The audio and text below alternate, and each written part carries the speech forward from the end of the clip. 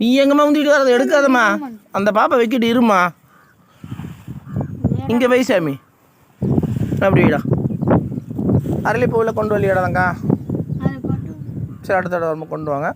அது மேலே மிதிச்சு சாமி. அடுப்பு கறியில் கொண்டு வரணும் தாங்க. அது மேலே மிதிதாங்க. 2 கை ஜோடி ஓட்டுவீங்க. மேலே மிதிமா. தானியங்கள் மிதி சொல்லுங்க. உங்கள் பேர் சொல்லுப்பா. மீனாந்தேவி. ஊருமா? மஞ்சனாக்கிமட்டி. என்ன தொந்தரக்கா? சரி, வேலைப்பனாக்கா சமாதிக்கு வந்திருக்கம்மா. கை வலி.